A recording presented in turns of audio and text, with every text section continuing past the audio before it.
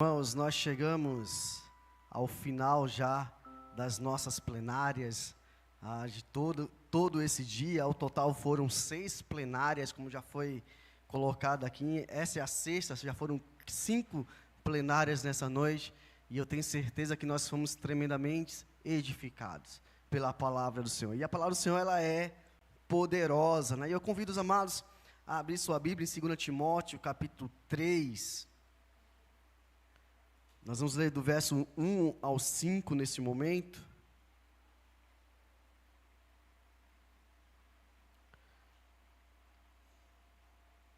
Acredito que alguns irmãos já têm até decorado, né? 2 Timóteo, capítulo 3, do verso 1 ao 5, diz assim a palavra do Senhor: Saiba que nos últimos dias sobrevirão tempos difíceis.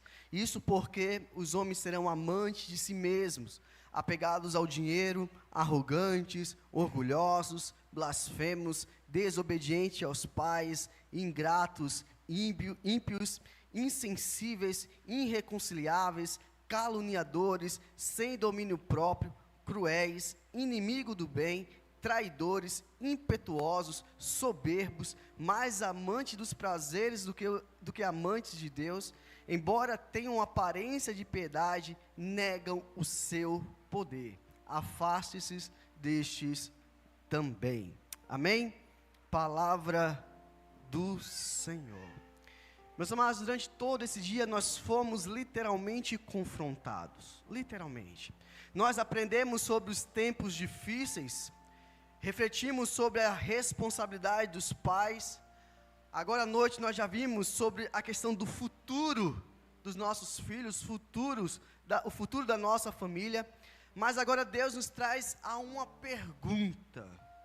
E eu digo que essa pergunta é muito importante.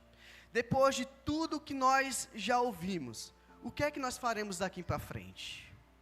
Depois de tudo que você já ouviu, você que está nos acompanhando desde manhã, seja presencialmente, seja através da internet, você que está aqui nessa noite, mediante o que você já ouviu, o que vai ser daqui para frente?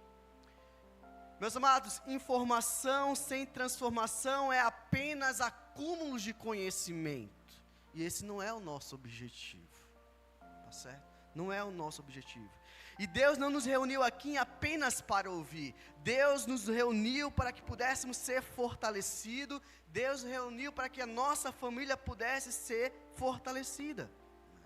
É por isso que Paulo ele começa dizendo nesse texto: nos últimos dias sobrevirão tempos difíceis.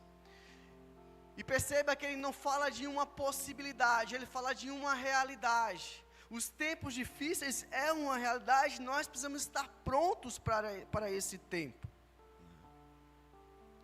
Precisamos estar prontos.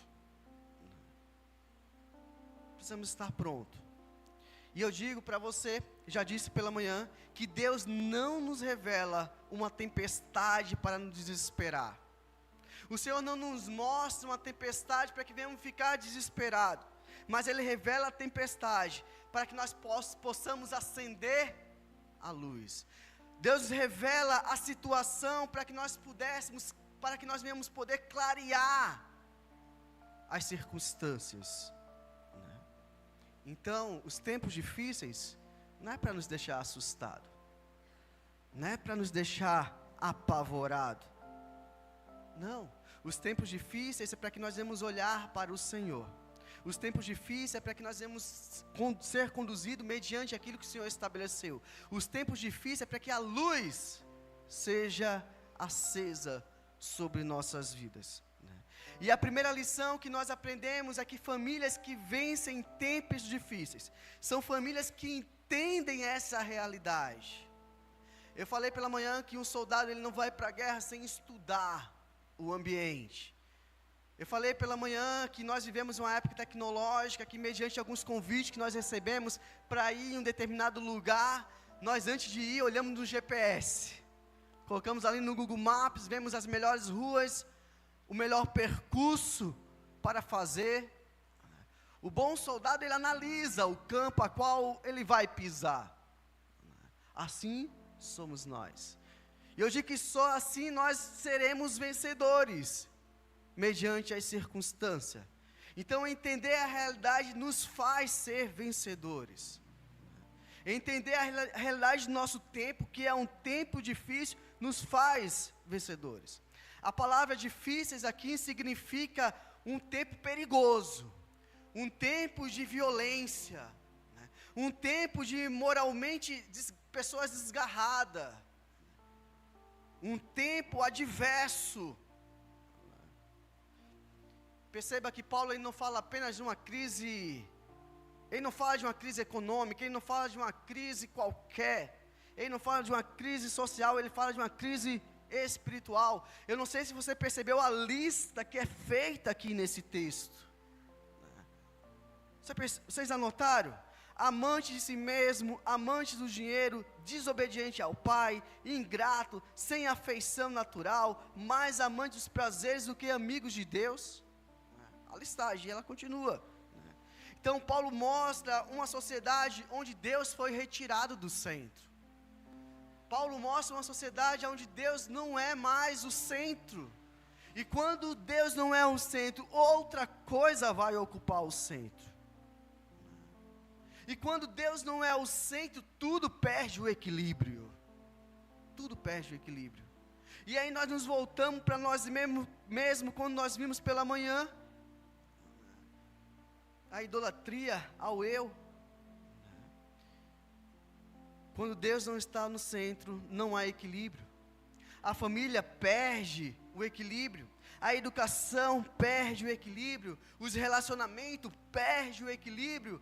Tudo isso porque o Senhor não está no centro. E essa é a geração a qual nós temos vivido. Imagine comigo um médico que descobre uma doença grave. E antes de ele prescrever o tratamento, ele precisa identificar o problema. É exatamente assim deve ser a nossa conduta. Porque ninguém combate aquilo que não conhece. Ninguém combate aquilo que não conhece. Necessário é conhecer. É por isso que quando vamos ao médico, mediante circunstância, ele passa exames e mais exames, para nos dar um laudo. E dizer, olha, você tem isso. Mediante isso, você precisa tomar isso. Você precisa fazer isso. Precisamos conhecer. Da mesma forma, não podemos proteger nossas famílias, se não entendemos os perigos que nos cercam. Não tem como proteger a família. Eu não tenho como proteger a minha filha, os meus filhos, se eu não saber os perigos que estão à volta deles. Não tem como. Não tem como proteger a minha casa, se eu não conhecer o que está em volta. Não tem como. Eu preciso conhecer. Eu preciso saber que os tempos não são bons, os tempos são perigosos. Eu preciso saber de tudo isso. Não posso andar como um leigo mediante as situações. Sabe por quê? Porque eu decidi cuidar da minha casa. Eu decidi apresentar a minha casa diante do Senhor. Eu decidi, eu vou ser aquele que no dia do Senhor você está aqui, Senhor. A família que tu me deste. Eu decidi isso para a minha vida. Então não posso viver a minha vida, não posso viver família sem olhar para os lados, para os perigos do nosso tempo. E muitas famílias estão assim, estão vivendo como se tivesse um mar de rosa, como se não tivessem perigo. E isso tem atingido as famílias das nossas igrejas também. Acham que estão imunes, que não precisam fazer nada, que não precisam estar atento ao que está acontecendo. E muitas vezes tem tentado vencer batalhas de forma erradas. Tem tentado fazer do seu jeito, combatendo apenas os sintomas, mas não tratando a doença. Nós temos visto isso. Muitos são aqueles que estão ignorando as causas. E quando vê, é tarde demais. Sabe, nós temos algumas dificuldades. Eu tenho essa dificuldade. Me deu uma dor de cabeça, eu vou lá e tomo logo um remédio. Tá certo? Se eu estou sentindo uma dor, eu quero eliminar logo aquela dor. Não vou ao médico. Já tomo um remédio ali, né? A dor alivia, acabou-se para mim, né? Não vou ao médico verificar o que é. E esses dias eu fui, né? Chegou um momento que eu falei, não, tenho que ir.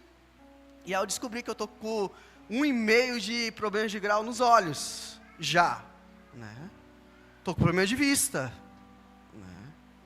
O uso de telas, o trabalho em si, desgastou a minha vista, e aí eu tenho que usar óculos, e por eu não usar o óculos, eu tenho tido muitas dores de cabeça. Mas se eu ficasse somente no paliativo, né? Se eu ficasse ali apenas combatendo os sintomas, o que aconteceria comigo? E sabe, é assim que muitas famílias têm vivido hoje. O sintoma vem, dá um jeito ali, mas não procura tratar, ir a fundo nos problemas. E aí chega um momento que não tem mais o que ser feito. A doença já contaminou toda a família. Eu falei pela manhã que eu sou de uma época onde a gente via famílias se voltando, pedindo ajuda, pais pedindo ajuda para criar os filhos, maridos pedindo ajuda, esposas pedindo ajuda. Mas parece que hoje cada um vive por si, Deus por todos, né? Cada um quer fazer o seu, né? Infelizmente. E por isso não tem havido tratamento, e por isso nós temos visto famílias sendo destruídas em nosso tempo. Casais se separando, os filhos indo embora, porque não se tem tratado a causa. E meus amados, o problema não é a tecnologia, o problema não é apenas a cultura, não é apenas a educação. Existem batalhas espirituais acontecendo diante dos nossos olhos, que muitas vezes nós não queremos ver. Nós não queremos ver, mas está acontecendo. Existe uma batalha sendo travada entre a carne e o espírito. Existe uma batalha acontecendo. Mas muitas vezes nós preferimos não ver essa batalha.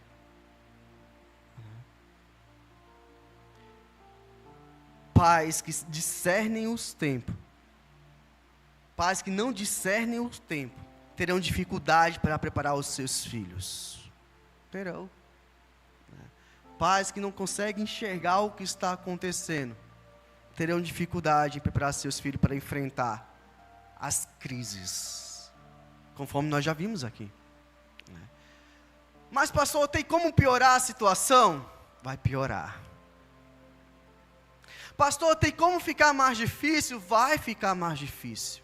É só você olhar para a história. Olhe para as histórias.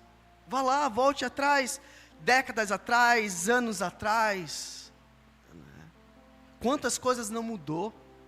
Quantas coisas nos tornaram mais difíceis? Quanto? E a tendência é que piore, porque o mundo já é do maligno, e o mundo tem tentado influenciar a nossa casa, a nossa família, a igreja.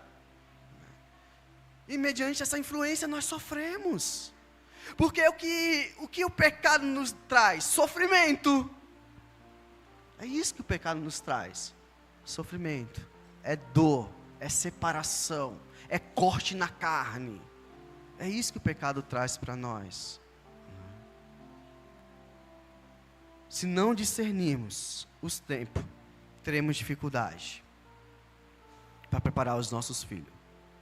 E aí eu pergunto para você nessa noite, quem está discipulando os seus filhos? É a palavra de Deus? É a Bíblia? Ou são os algoritmos? Nós estamos na época dos algoritmos, né?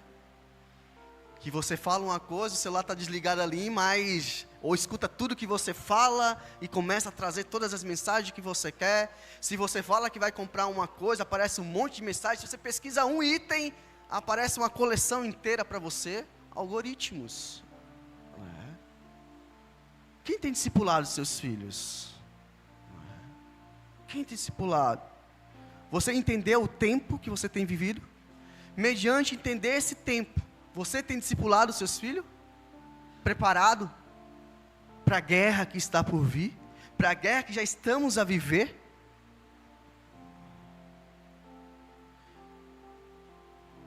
Aquilo que ocupa o coração de uma geração acaba moldando o seu futuro. Aquilo que ocupa o nosso coração nos molda no que diz respeito ao nosso futuro. Aquilo que nós deixamos adentrar o nosso coração é que vai nos moldar para o futuro. É o que nos molda. Eu sou grato a Deus que eu nasci num lar cristão, né? Nasci praticamente aos 4 anos, minha mãe aceitou Jesus Cristo, e ali ela nos conduziu, mediante a palavra de Deus, e a palavra do Senhor ia sendo colocada em nossos corações. Eu tenho 2 irmãs, né? E nós fomos crescendo junto ali, mediante ouvir a palavra do Senhor, e mediante ouvir essa palavra, ela foi nos moldando. E se hoje eu estou aqui, é porque um dia eu recebi essa palavra. Recebi essa palavra, e sabe, e eu não apenas fiquei em ouvir, eu meditei nela, e disse: Senhor, eis-me aqui para o ministério, eis-me aqui para trabalhar na tua obra, eis-me aqui para fazer a tua vontade. Aquilo que nós colocamos no coração do nosso filho, vai moldar para o futuro. Nós estamos a viver o mês da família, e nós temos falado muito sobre família, muito, e sabe, muitos não gostam nem de falar de família. Muitos não gostam de falar de família, mas nós precisamos falar de família, é uma realidade. E em um dos domingos eu falei que nós não preparamos os nossos filhos para eles decidir se vão ser cristãos. Nós não preparamos nossos filhos para isso. Nós preparamos nossos filhos para eles serem cristãos.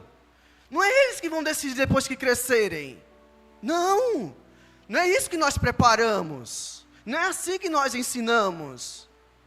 Nós ensinamos para que venham ser homens e mulheres de Deus. É isso. Ah não, quando ele crescer ele decide. Meu filho, quando você crescer você escolhe. Não é assim que funciona não. Eu preciso colocar no coração dos meus filhos que eles precisarão ser homens e mulheres de Deus. Que Deus tem um propósito na vida deles. E que eles não podem olhar nem para a direita, nem para a esquerda. Que eles precisam manter os seus olhos voltados para o Senhor. Que eles precisam colocar em prática os dons e talentos que o Senhor deu para eles. É isso que eu ensino aos meus filhos. Não vão decidir depois de crescer. Não. Aquilo que nós colocamos no coração é o que vai moldar o futuro dos nossos filhos. Mas sabe, entender o problema do nosso tempo não é também suficiente. Não é suficiente. Precisamos saber o que sustenta uma família em meio a essa realidade. E Paulo nos apresenta. Ele apresenta uma segunda lição no que diz respeito à família que vence em tempos difíceis. E que lição é essa? A presença de Deus dentro do lar. Você quer vencer esse tempo? Deixa a presença de Deus adentrar o teu lar, a tua casa, a tua família. Deixa a presença de Deus. O texto que nós lemos diz assim: tem aparência de piedade, mas negam-lhe o poder. Pastor, o que é que esse texto está dizendo? Esse texto está dizendo que nós vivemos, esse tempo que viria, seria um tempo onde as pessoas viveriam de uma forma de fachada, de aparência, mas não experimentariam o poder. E que poder é esse? A transformação que Deus promove. A transformação. Sabe, quando a presença de Deus chega, Ele transforma. Quando a presença de Deus habita, transforma. Sabe aquela pessoa que era ignorante, deixa de ser ignorante. Quando a presença do Senhor chega, entra aos corações, sabe aquela pessoa que não conseguia se controlar, ela passa a se controlar. É a presença de Deus, é o poder de Deus entre nós. É o poder de Deus. E o maior problema da nossa geração, e é um problema já apontado por Paulo aqui, seria não a ausência da religião, mas a ausência da presença de Deus. Sabe, o nosso Brasil, ele é um país religioso. Bastante religioso. Mas ser religioso não basta. É necessário ter a presença de Deus. É a presença de Deus. Só mediante a presença de Deus, é que nós realmente vivenciaremos transformação. Então você quer vencer nesse tempo difícil? Deixa a presença de Deus habitar na tua vida. Você quer que sua família vença esse tempo difícil? Deixa a presença de Deus entrar na tua casa. A presença, e quando Ele entra, Ele muda as coisas do lugar, Ele transforma as coisas, muda tudo. Ele nos faz vasos novos, Ele nos faz nova criação, Ele nos dá um novo temperamento, Ele nos dá uma nova visão, uma nova forma de pensar. É uma mudança total que acontece em nossas vidas, quando a presença do Senhor entra. Quando a presença do Senhor é conosco. E Moisés, ele entendeu isso muito bem. Quando Deus prometeu dar a terra prometida, Moisés responde: se a tua presença não for conosco, não nos faça subir daqui. Mas poxa, a promessa era uma terra prometida. E quem não quer entrar na terra prometida? Quem não quer uma terra que manda leite e mel? Quem não quer uma terra com um solo fértil? Quem não quer? Mas muitas vezes nós queremos em detrimento da presença de Deus. Moisés falou: não, se o Senhor não for, a terra pode ser a melhor terra, nós não subiremos. Não subiremos, não iremos. Não nos faça sair daqui. Se tua presença não for conosco, não nos faça sair daqui. Porque somente mediante a presença de Deus é que nós somos mais que vitoriosos. Moisés, ele sabia que o sucesso sem Deus continuava sendo fracasso. Continua sendo fracasso. Que só somos vitoriosos mediante a presença de Deus em nossas vidas. Então o que sustenta o casamento não é apenas o amor, é a presença de Deus. É a presença de Deus na sua vida, na sua casa. É o que vai sustentar o casamento. O que sustenta os filhos não é apenas disciplina, não.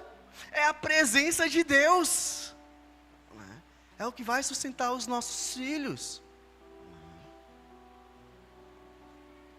O que sustenta uma família não é apenas a estrutura, casas bem montadas, bem imobiliadas. Não, é a presença de Deus. É a presença de Deus. Meus amados, temos casas cheias de coisas, cheias de móveis, cheias de tecnologia, cheias de compromisso, agendas enormes. Mas será que elas estão cheias da presença de Deus? Será que sua casa está cheia da presença de Deus? Muitas famílias têm televisão ligada o dia todo na sua casa, diversas televisões, mas não abrem a Bíblia durante a semana. Não abrem. Conversam sobre tudo, mas nunca param para orar. Nunca param para orar, para ouvir o que o Senhor tem a falar ao coração. Sabe, se o chefe chamar de forma emergencial, você: estou chegando em 10 minutos. Não é assim que acontece? Se o chefe lá do trabalho manda uma tarefa para a gente, de imediato a gente para tudo e vai fazer. Não é assim que acontece? Se surge uma emergência, de imediato nós paramos tudo e vamos fazer. Mas quando se precisa ouvir a voz de Deus, nos colocar em oração, o que é que acontece? Deixa para depois. Sabe, a crise já está instalada, mas deixa para resolver depois. Sabe, ninguém se entende mais. Mas deixa para resolver depois. Né? Deixa para depois. Não tenho tempo agora. Não tenho tempo. Deixa para depois. Essa é a realidade de muitas famílias hoje. Muitas famílias. E mediante deixar isso para depois, tem deixado a presença de Deus para depois. E cuidado. Quando você cair em si, pode ser tarde demais. Pode ser tarde demais. E não venha culpar Deus, não. Não venha. Não venha culpar Deus. Agora você tem que arcar com as consequências.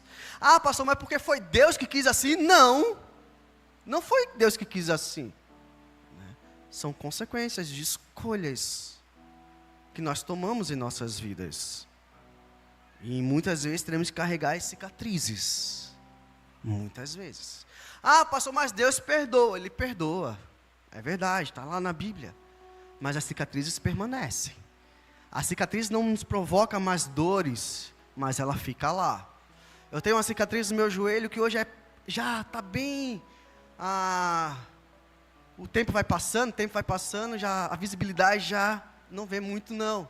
Mas foi um acidente que eu tive ali aos meus 9 anos de idade, né? E eu caí de joelho em um prego, e até hoje eu tenho essa marca no joelho, né? Até hoje. Né? Sabe, até hoje eu fiz uma cirurgia, eu quebrei o meu maxilar, né? Meu queixo. E eu tenho uma cirurgia, não é externo, mas se eu baixar aqui os meus lábios, vocês vão ver que eu tenho diversas ligas aqui na boca. Cicatrizes. Um acidente de moto, o capacete caiu da minha cabeça, eu bati o queixo no chão, rachei meu queixo. Né? Cicatrizes. Está aqui até hoje e vai ficar. Né? Eu me lembro que quando terminou a cirurgia, voltei ao médico e falei, vai sair? Ele falou, não, isso é para a sua vida inteira. Porque o normal é a gente ter uma. Eu tenho umas 4. Né? Umas 4. Né? As cicatrizes vão ficar mediante nossas escolhas, nós teremos que lidar com isso, e o Senhor vai nos fortalecer, é verdade. Nós não estaremos mais sozinhos, as feridas não vão provocar mais dores, mas elas vão permanecer. Vão permanecer. Né? Se não for a presença de Deus em nossas vidas, nós pagaremos preço. Né? E meus amados, quando Deus ocupa o centro do nosso lar, quando a presença do Senhor é tudo que nós mais desejamos, surge uma força, e essa força sustenta a família durante as tempestades. É essa força que vai nos sustentar mediante a adversidade, e é mediante isso que nós somos vitoriosos, a capacidade de resistir e permanecer. Né? Resistir e permanecer. Lá em 2 Timóteo, capítulo 3, agora lá no verso 14, Paulo vai dizer a Timóteo, tu, porém, permanece. Permanece. Paulo, depois de escrever da corrupção dos últimos dias, da situação dos últimos dias, ele dá uma ordem a Timóteo. Permanece. Não negocie. Não recue. Não abandone os princípios, não desista da fé. Essa é a ordem que foi dada a Timóteo. Essa foi a ordem. Meus amados, as grandes árvores não permanecem de pé porque elas são mais bonitas. Elas permanecem porque possuem raízes profundas. Raízes profundas, raízes fortes, e quando vem os ventos, joga ela de um lado para o outro, e o que é que sustenta ela? As raízes, as raízes. Famílias vencedoras, não são famílias sem lutas, não são famílias que não enfrentam conflitos, são famílias que permanecem, permanece orando, permanece crendo, permanece servindo, permanece confiando, permanece caminhando. Essas são vencedoras, né? Mediante a graça de Deus em nossas vidas. Mediante a graça de Deus. Sabe, talvez tenha pessoas aqui cansadas já. Cansadas. Pessoas que já lutaram durante tanto tempo. E lutar cansa. Já estão lutando há tanto tempo pela família, pelo casamento. Talvez pessoas que estejam chorar mediante os filhos que se afastaram. Talvez alguns estejam enfrentando crises que ninguém sabe, que ninguém conhece. Mas eu digo que o Senhor te trouxe aqui nesse dia. Não foi apenas para ouvir uma palavra. Não. Mas o Senhor te trouxe aqui para que você pudesse resistir e permanecer. Mediante a presença dEle em sua vida. Mediante a presença dEle em sua vida. Os tempos são difíceis. A vida, ela é passageira. É passageira. E ninguém sabe o dia de amanhã. Mas hoje, o Senhor é o mesmo. Oferece graça. Oferece graça. Sabe, Ele oferece descanso para o que está cansado. Ele oferece força ao que já não tem mais força. Vigor ao que já não tem mais vigor. Esse é o Deus a qual nós servimos. É o Deus que perdoa. É o Deus que faz tudo novo. Tudo novo. E é isso que Ele tem preparado para nossas famílias. Mas eu digo para você que famílias transformadas começa com vida transformada. Não tem como família ser transformada se você não for transformado. Um lar restaurado começa com pessoas restauradas. Não tem como o lar ser restaurado se você não for restaurado. E tudo isso começa pela cruz. Tudo passa pela cruz. E assim nós chegamos ao fim do nosso simpósio. E sabe, Deus não quer que você saia daqui apenas inspirado nessa noite. Ele quer que você saia daqui decidido. Decidido. Decidido a permanecer firme em meio aos caos que nós temos vivido. Decidido a fazer da presença de Deus a prioridade na sua casa. Decidido a ser uma família que resiste e permanece. É assim que o Senhor quer que você saia daqui nessa noite. E para encerrar, eu digo que nenhuma tempestade é maior do que a graça de Deus. Nenhuma tempestade é maior do que a graça de Deus sobre nossas vidas.